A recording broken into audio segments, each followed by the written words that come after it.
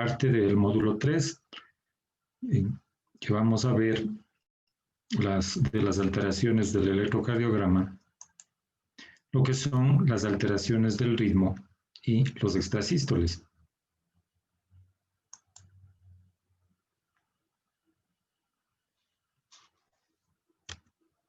Los objetivos de esta clase son caracterizar los efectos del flúter y fibrilación auricular y ventricular y describir las características de las extrasístoles.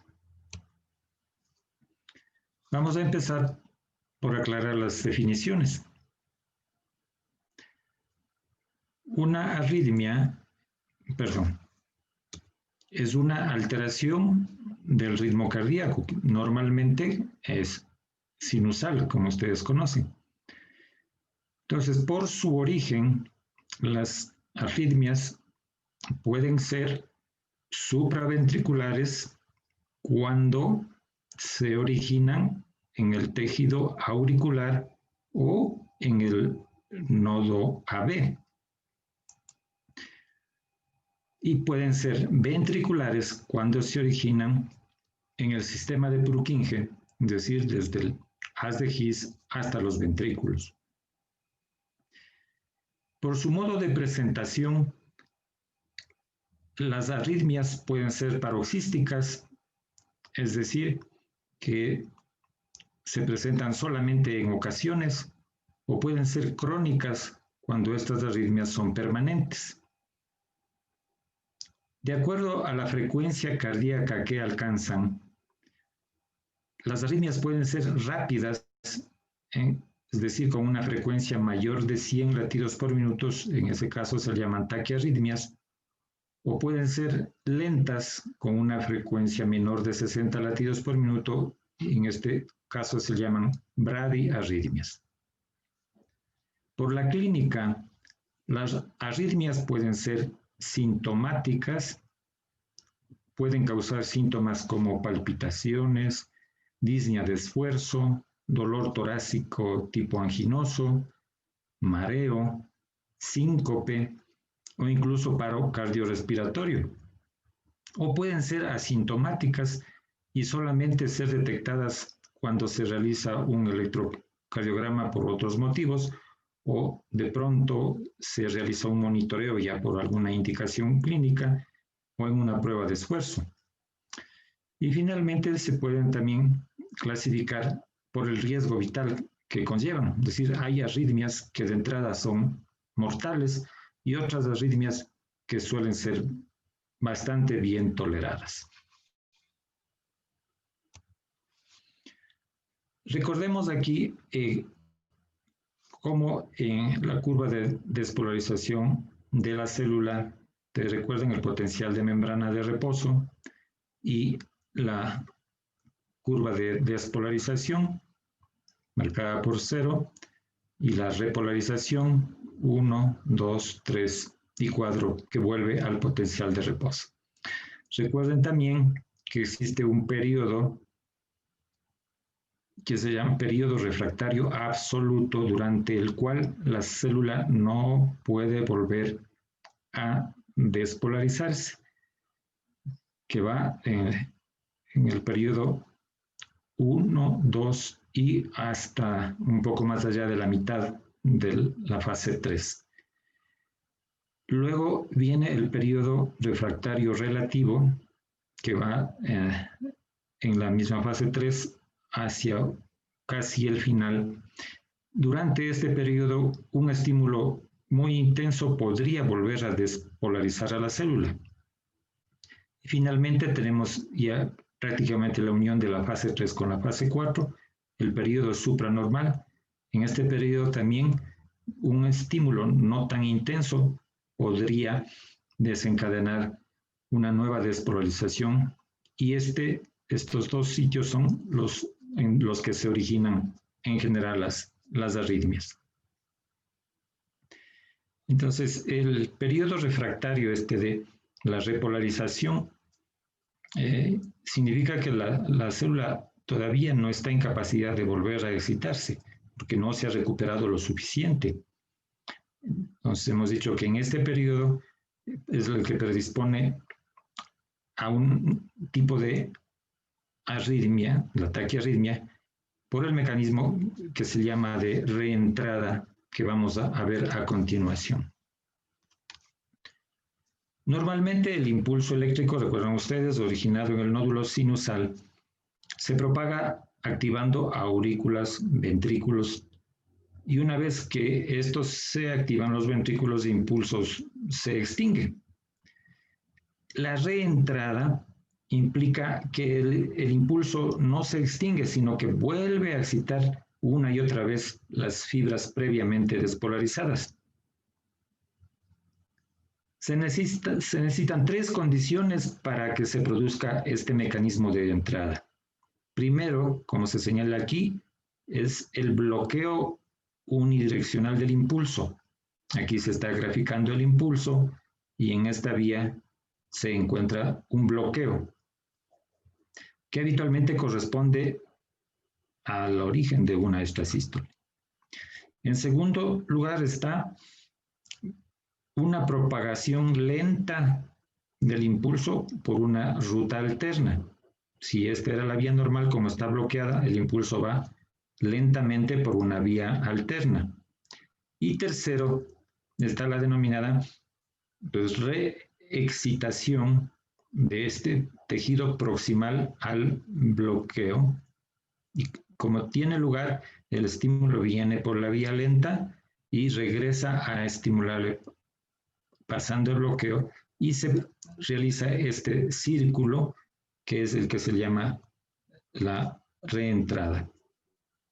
Este es un movimiento circular llamado el ritmo recíproco, que se puede mantener por el tiempo en que dura el estímulo extra. Los factores que influyen en el desarrollo de este mecanismo de entrada son la isquemia, el infarto y la hiperpotasemia. Entonces, cuando sepamos que un paciente está con isquemia o infarto o es un paciente renal con potasio alto, es probable que vayamos a ver una taquiarritmia. Vamos a definir ahora lo que son los extrasístoles. Una contracción prematura o extrasístole, que se está graficando aquí, se produce cuando un marcapaso ectópico inicia un latido. ¿Qué es esto de marcapaso ectópico? Es un foco excitable fuera del nódulo sinusal. Puede encontrarse en cualquier sitio del sistema de conducción e incluso en los miocardiocitos de las aurículas o los ventrículos. Las extrasístoles, se dice las porque son contracciones prematuras. En algunos lados ustedes leerán los extrasístoles, también se les puede llamar así. Entonces, decimos que no siguen las vías de conducción normales, ni se acoplan a los fenómenos mecánicos de sístole y diástole. Y entonces, por ese motivo, pueden volver al corazón insuficiente de responder a un impulso normal generado en el nódulo sinusal. En un corazón normal, pueden las extrasístoles presentarse en respuesta al estímulo del sistema nervioso simpático o al consumo de café y pueden pasar sin causar daño. En cambio, en un corazón enfermo, estas extrasístoles pueden dar origen a arritmias más graves. Pueden deberse a trastornos del automatismo o a la reentrada, como acabamos de ver, en hipoxia, en la hipopotasemia también, la isquemia miocárdica o una cardiopatía de base. Y en estos pacientes, la presencia de extrasístoles pueden ser un presagio de que va a desarrollarse luego una taquicardia o fibrilación ventricular, como veremos más adelante. Entonces, dependiendo del origen de las extrasístoles, pueden ser de origen auricular, en las aurículas, origen nodal en el nodo AB o ventriculares. Como hemos dicho, la mayoría son asintomáticas. El paciente a veces refiere palpitaciones y esta percepción ocurre después de la extrasístole del siguiente latido, que suele ser más fuerte.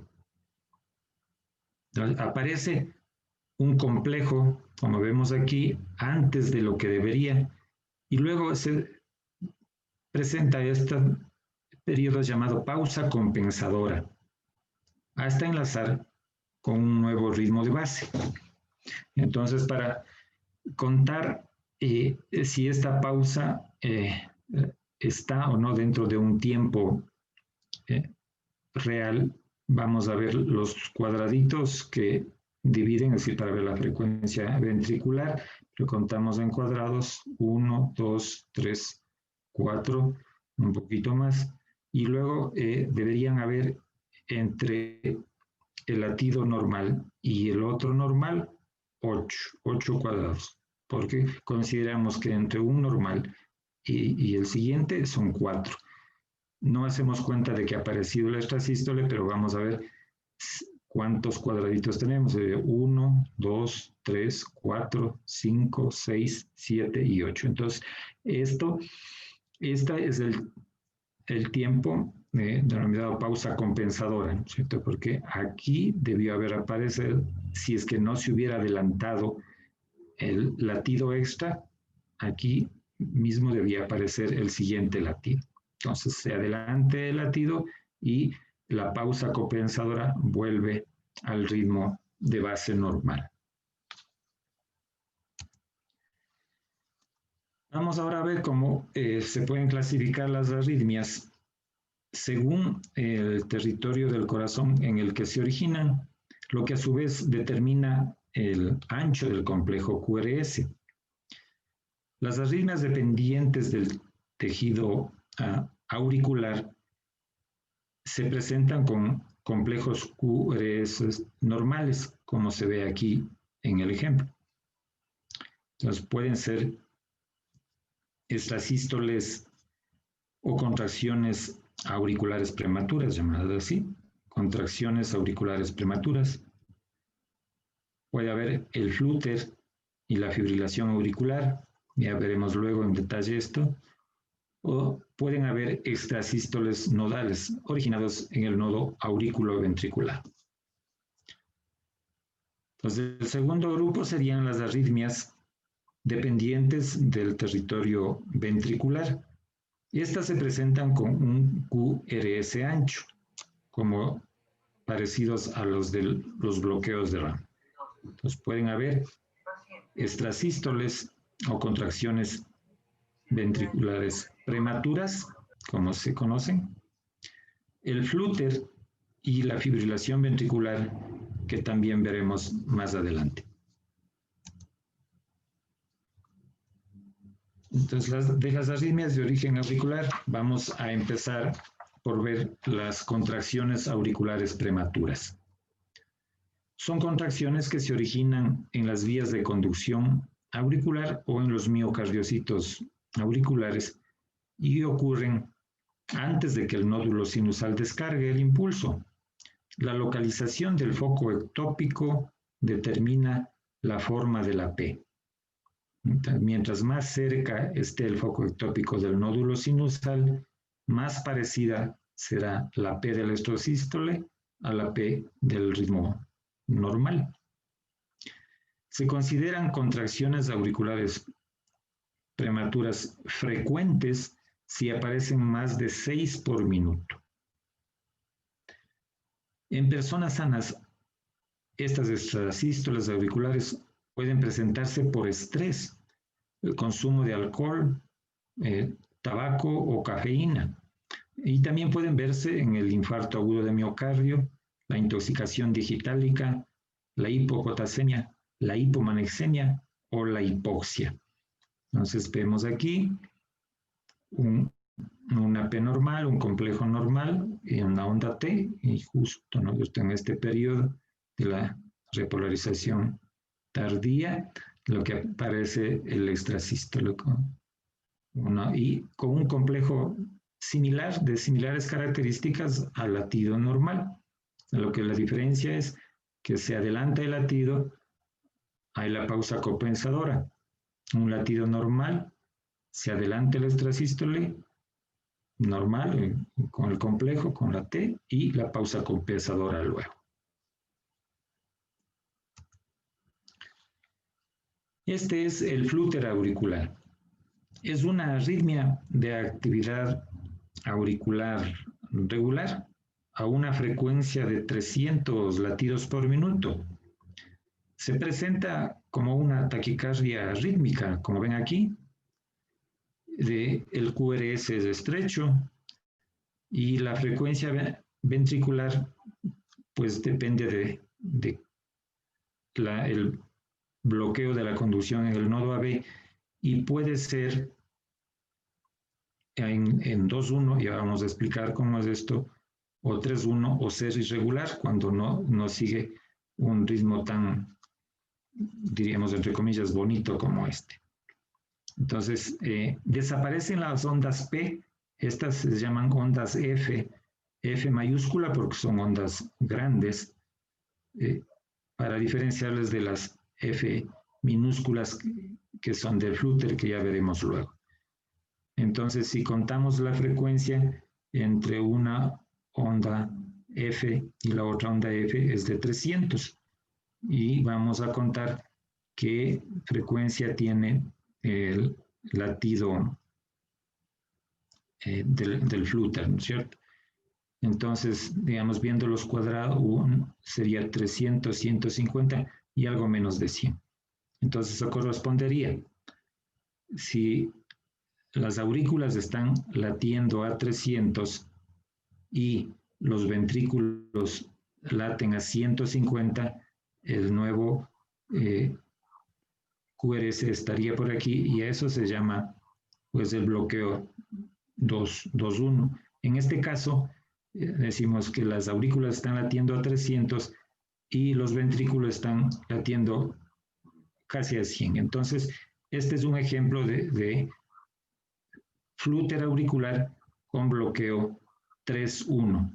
¿Cómo se ve? Entonces, esta es una onda F, segunda onda F, tercera onda F, y este ya es un complejo, ¿no es cierto?, con onda P. Entonces, por eso se llama el flúter auricular por las ondas F grandes y con bloqueo, en este caso 3-1, porque la frecuencia de las aurículas es de 300 y la frecuencia de los ventrículos es de 100. El flúter auricular se clasifica en típico o común y atípico o no común. El típico es el más frecuente y se produce por un mecanismo de macro reentrada en la aurícula derecha. Aquí se está graficando cómo es el mecanismo de la macro reentrada. El estímulo recorre en círculos y es el origen de las ondas F, que tienen el aspecto de dientes de sierra. Entonces, según la polaridad en las derivaciones inferiores, es decir, de 2, de 3 y ABF, el flúter que sigue este antihorario, ese sentido antihorario, ¿no?, al revés de las manecillas del reloj. Entonces, las ondas F suelen ser negativas, ¿no? Y cuando siguen la reentrada sigue el movimiento de las manecillas del reloj, entonces se dice que aparecen ondas positivas como se ve en este caso. Este es un ejemplo de flúter atípico que es menos frecuente, hemos dicho, y se produce por mecanismos también de reentrada, pero que se originan en estructuras diferentes al típico. Usualmente el típico en la aurícula derecha y el atípico en la izquierda.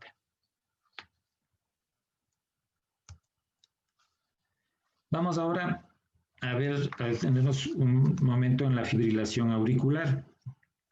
Es la arritmia más frecuente. Aparecen estímulos desorganizados en las aurículas. que están entre 350 y 600 latidos por minuto, lo cual ocasiona la pérdida de la contracción auricular, éxtasis sanguíneo, formación de trombos y el riesgo de embolia. Entonces, como sabemos, el nodo AB reduce los impulsos que pasarían de las aurículas a los ventrículos, por lo que la respuesta ventricular es irregular, con una frecuencia, claro, siempre menor a la auricular. Entonces, cuando la frecuencia ventricular es mayor a 100, se dice que la frecuencia ventricular de la fibrilación es alta. Si los latidos son más de 100 por minuto, la fibrilación auricular tiene una respuesta ventricular alta.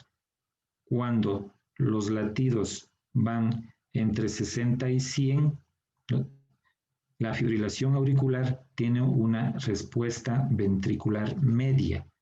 Y cuando los latidos o QRS están menos de 60, entonces la fibrilación auricular tiene una respuesta ventricular baja.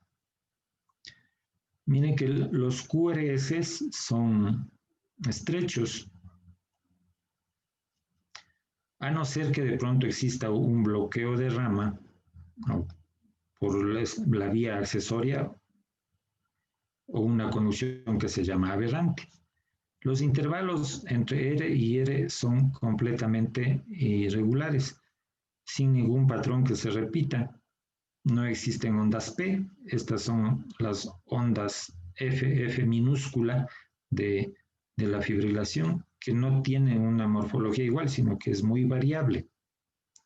Entonces son causa de la fibrilación auricular, la cardiopatía isquémica, la hipertensión arterial, la estenosis mitral, que hace que la aurícula izquierda sea grande, la carditis reumática, las cardiomiopatías, las pericarditis, el síndrome del nódulo sinusal enfermo, el hipertiroidismo, la embolia pulmonar, la insuficiencia renal crónica por las alteraciones del potasio principalmente, el alcoholismo que causa una miocardiopatía dilatada y la intoxicación digitálica, entre otras drogas.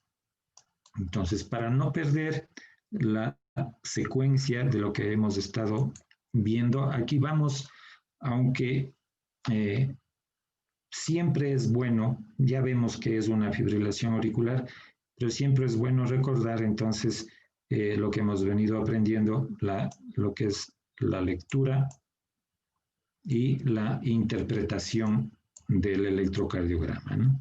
Empezamos a ver el ritmo, ¿no es cierto? Ya, ¿qué decíamos? Que para ver el ritmo necesitamos ver el eje de la P, pero como no hay P, entonces no es ritmo ni sinusal ni auricular, entonces si no hay ritmo, estamos en presencia de una arritmia.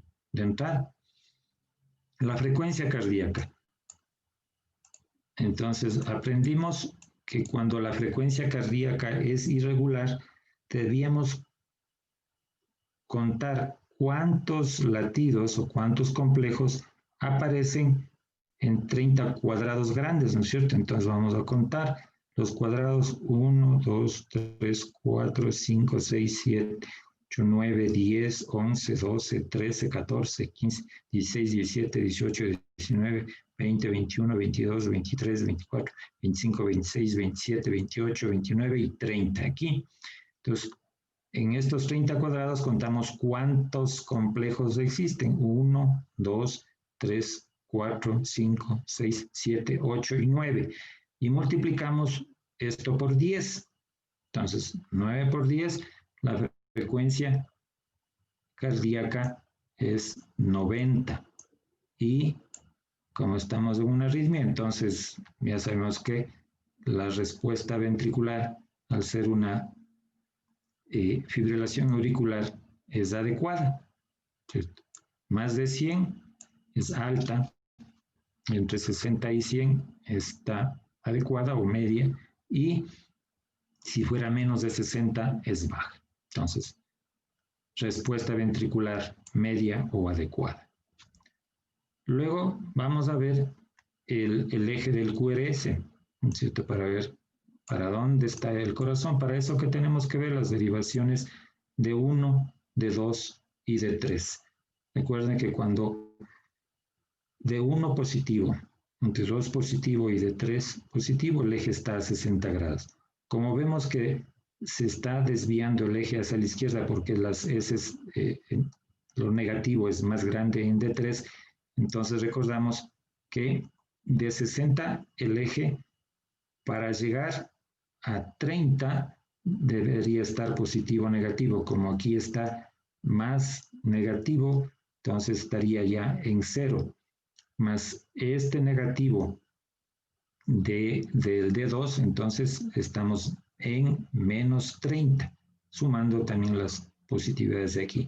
Entonces decimos que el eje está en menos 30. Entonces en menos 30, en la lectura, la interpretación es que el eje está desviado a la izquierda.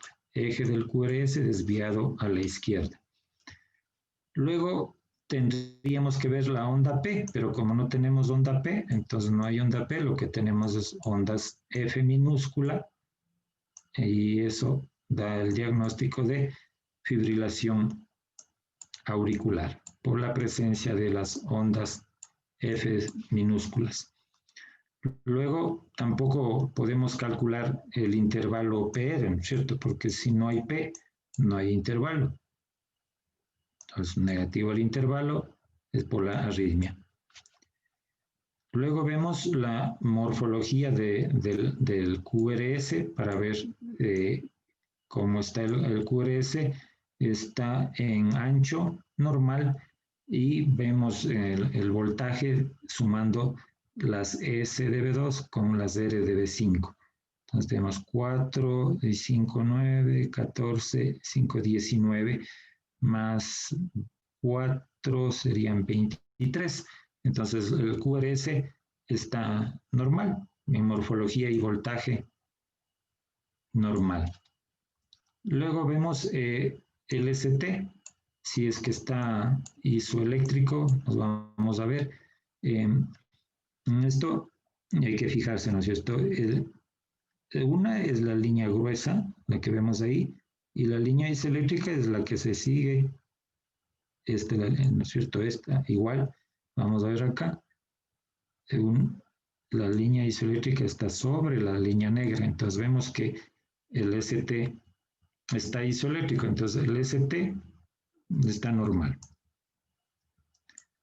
Y luego vemos la onda T, nos vamos a ver si es que hay alguna alteración de la onda T, puede ser plana en D1, entonces vemos que no, la morfología es positiva la onda como debe ser, entonces onda T normal. Luego vamos a ver el ST, perdón, el QT, esto sí podemos medir porque tenemos complejo y tenemos onda T.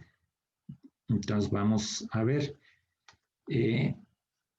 siempre buscamos donde empiece un complejo, aquí, hasta donde termina la T. Entonces, desde la raya gruesa, 5, 6, 7, 8, 9, sería por 4, 360. Vamos a ver otro, donde empiece aquí, el QRS 5, 6, 7, 8, 9 y casi 10, ¿no es cierto? Acá sería 400. Buscamos otro desde el inicio del complejo, un cuadrado pequeño luego de la línea gruesa, 5, termina también, sí, 400. Entonces, digamos que el QT medido está en 400 milisegundos y estaría normal. Y vamos a ver el QT corregido. Entonces nos vamos a a la página que hemos mencionado del SAMU para calcular el QT corregido y ponemos el QT medido en milisegundos que nos pide, ponemos 400, luego la frecuencia cardíaca que hemos dicho que está en 90, lo que hemos medido también, y calculamos el QT corregido. Entonces, según Bassett, que es lo que más se utiliza, resulta que está en 489. Claro, con 489 entonces el QT corregido está prolongado porque hemos dicho que va de 400 a 440. El QT prolongado. Entonces miren que a pesar de ser una arritmia y por ser la más frecuente, siempre nos sirve también para poder leer e interpretar. Sí, porque si decimos, sí, es una fibrilación auricular y se va donde el cardiólogo, pues en la atención primaria también podemos detenernos, ¿no es cierto? Entonces, al ver que el eje está a la izquierda, alguna patología habrá en el lado izquierdo del corazón, ¿cierto? Y si el QT es prolongado, entonces tengo que ver, hemos dicho todo lo metabólico que puede, por lo cual el QT puede prolongarse. Entonces, investigar un poco más, no solamente referir con ese diagnóstico de fibrilación auricular.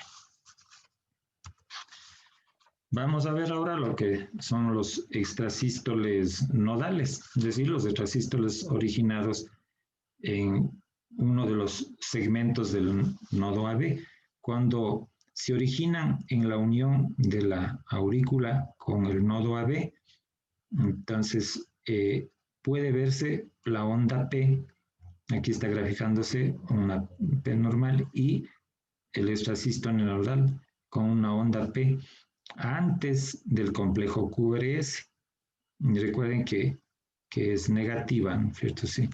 Si ustedes recuerdan cómo le graficamos así en este caso, el de origen en la aurícula derecha está entre 0 y 90, en la parte superior de la aurícula derecha, usualmente el sinusal, entre 0 y menos 90, en cambio, es la parte inferior de la aurícula derecha, que será el nodo AB.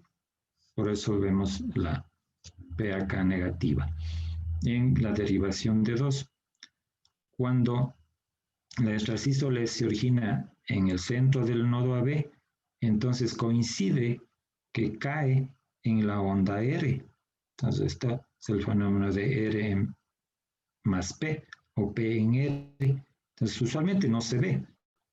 No se ve, solamente se sabe que ha habido una contracción prematura por el intervalo luego del extrasístole, la pausa compensadora.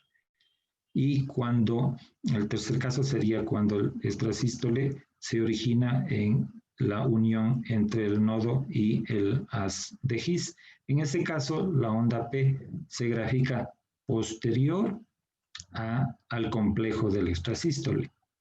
Entonces, así se puede diferenciar que sea de origen en la unión auriculonodal, en el nodo o en la región nodal hisiana.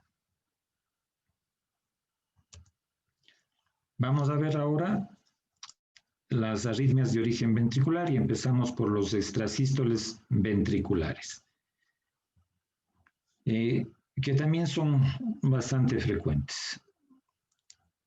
Se dice aislados cuando son que se presentan en corazones por lo demás normales. No tienen onda P, esta es la onda T. ¿Ya? Este es el complejo, esta es la onda T, y de pronto aparece una imagen como de bloqueo de rama, ¿no? Los complejos son anchos, no se ven aquí, anchos, aberrantes, es decir, no tienen una forma como el complejo clásico o una S, como se ve usualmente. Y la onda T, que es esta, tiene polaridad opuesta al complejo. Entonces, si el complejo está negativo, la onda T es positiva. Y acá, un extrasístole positivo, la onda T es negativa. Y tiene la pausa compensadora luego del extrasístole. Entonces, según la morfología que se vea del QRS, se puede presumir de dónde se origina el extrasístole. Por ejemplo, cuando se presenta una imagen de bloqueo de rama izquierda, imagen de bloqueo de rama izquierda, recuerden cómo era la imagen de bloqueo de rama izquierda, una S profunda en B1, no hay R, solo hay S, o QS como podría llamarse, y una onda R ancha y grande en B6. Esta es la imagen del bloqueo de rama izquierda. Entonces,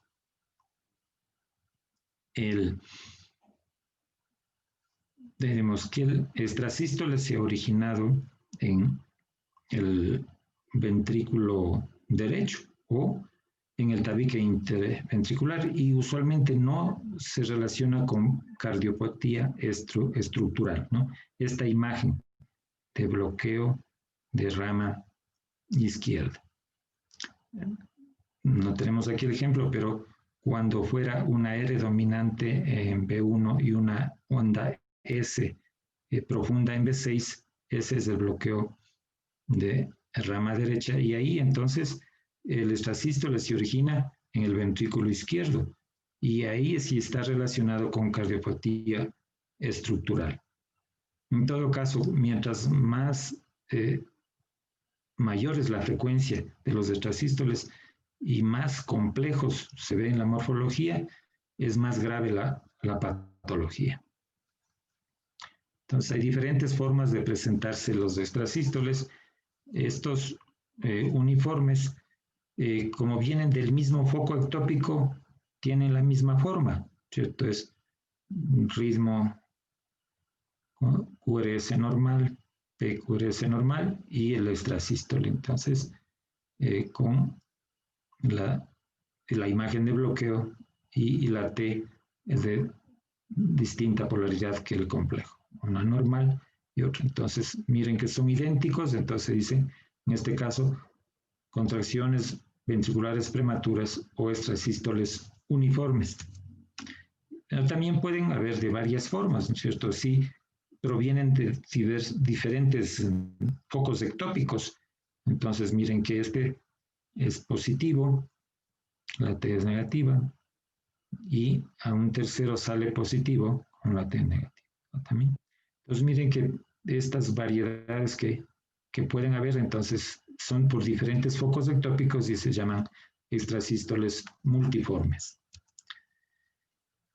Cuando se presenta luego un extrasístole, luego de un latido normal, y sigue latido normal, extrasístole, latido normal, extrasístole, esto se conoce como bigeminismo, ¿no?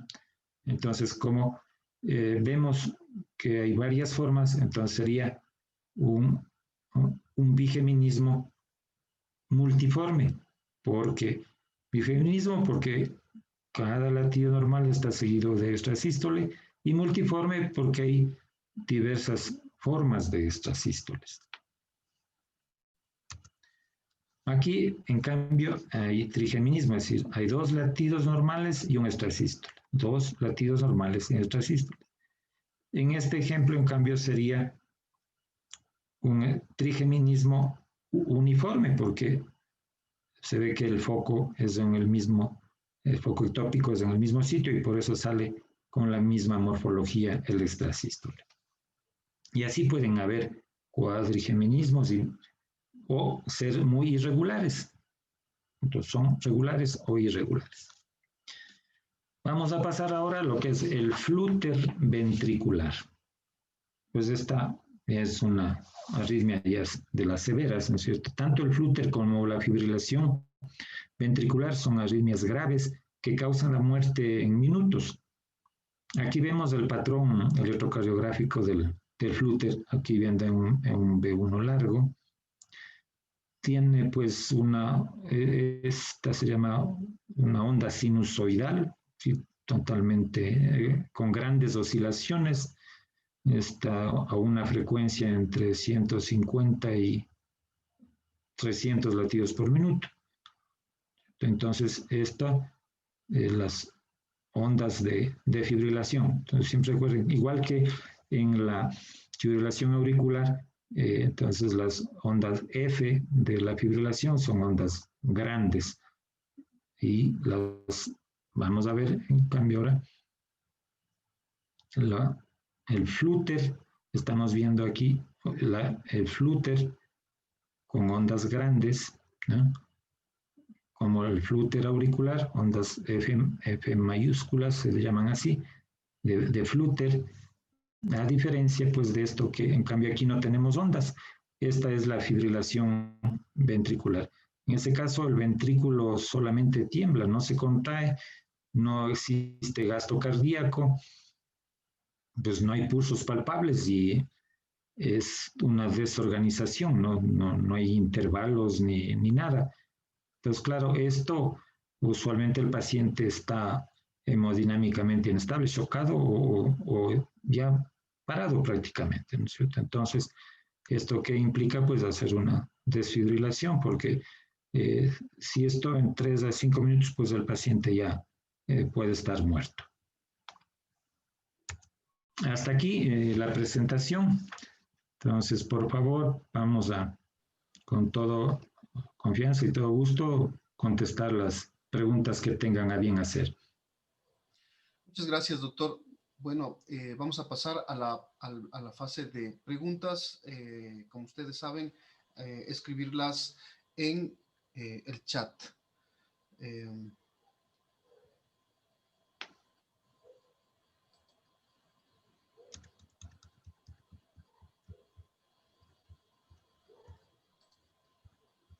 Tenemos una primera pregunta.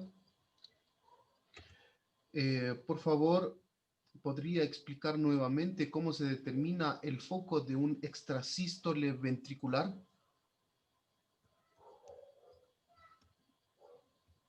Vamos. Entonces vamos a hacer un dibujito para acordarnos, ¿no? Entonces recuerden la aurícula, la masa ventricular, el tabique derecho. Entonces el estímulo sale en el nódulo sinusal, va al nodo auriculoventricular, sale el haz de His, la rama derecha, la rama izquierda y a la final las fibras de Purkinje.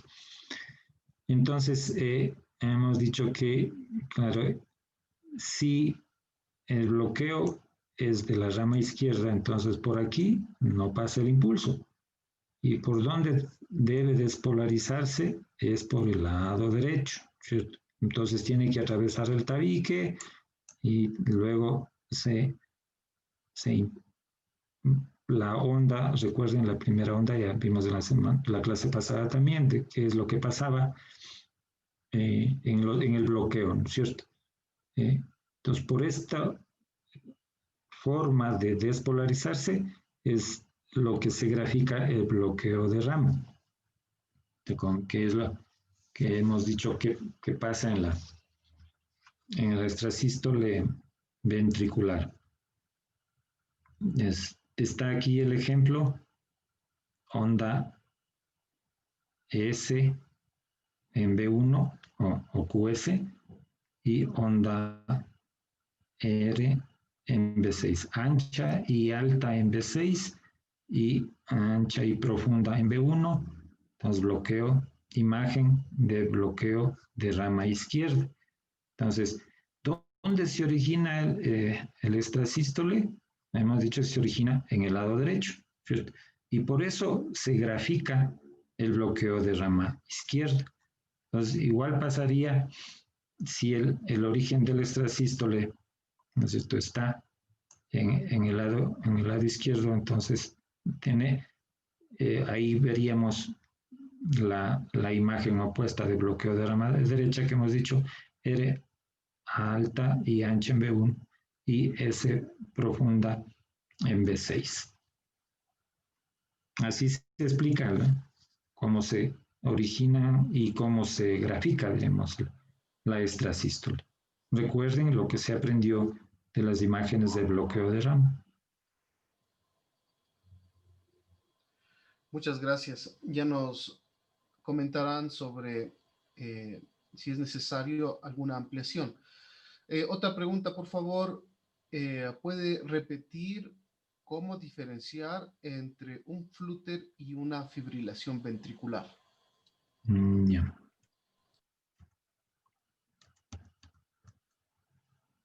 La fibrilación es completamente caótica. Aquí no hay ondas, ¿no? No hay ondas, son líneas nada más, líneas de hacia arriba, hacia abajo, o sea, sin ninguna forma, ¿no? Esta es la fibrilación ventricular. El flúter, en cambio, tiene ondas F, las ondas F del flúter, ¿no?, pero también bastante irregular. Miren que es diferente de la auricular, son más, incluso algo más grandes, pero también son muy irregulares. El flúter usualmente pasa luego a fibrilación ventricular. Entonces, este es el flúter, ¿no? No algo como que trata de hacerse ondas, pero completamente irregulares, ¿no? No siguen ningún patrón, unas más grandes, unas más pequeñas. Esto parece una imagen de electroencefalograma para los que hayan visto las ondas parecidas a las del electroencefalograma. Ese es un flúter ventricular. Y la fibrilación, en cambio, casi ya no hay nada, ¿no? Son líneas de esta, menos, esta más severa, menos o más severa, de acuerdo a la irregularidad del trazado. Entonces, usualmente esto se ve al paciente que llega moribundo y si no se revierte inmediatamente, pues el paciente se muere. Entonces, fibrilación ventricular sin ningún ritmo, ninguna presencia de ondas, nada de que se pueda impedir. Y el flúter, también ondas muy irregulares, muy irregulares. La forma totalmente diferente, ¿no es cierto? El flúter y la fibrilación prácticamente ya sin nada de figuras, diríamos, de ondas.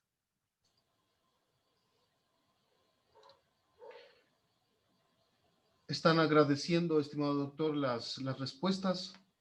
Una tercera pregunta, una consulta. ¿Cómo diferencia en las extrasístoles auriculares entre la onda P y T? Porque aparecen ondas P después del QRS y me confundo en esa parte. En la contracción está en la extrasístole auricular. En la extrasístole auricular, entonces, hemos dicho que no es cierto, vamos a repetir, la aurícula, el nódulo sinusal, el nodo AB. Entonces, normalmente el estímulo sale del nódulo sinusal y va hacia el nodo aurículo-ventricular. Entonces, la extrasístole puede originarse en el tejido, en las fibras que sabemos, en las vías preferenciales que hay entre el nodo AB y el aurículo ventricular, o en cualquier parte del tejido de la aurícula, ¿cierto? Entonces, decimos que la morfología de la onda P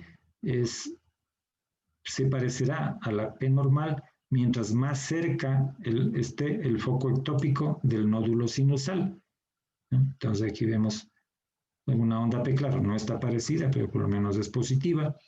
Y luego tienes el PR normalmente, porque va al nodo AB, el complejo QRS y la onda T. Vuelve a aparecer. No sé si también podemos ver luego de pronto en estas extrasístoles nodales, ¿no es cierto? Que podría aquí también aclararse, porque el extrasístole nodal, entonces puede ser que se origine en la unión del tejido auricular con el nodo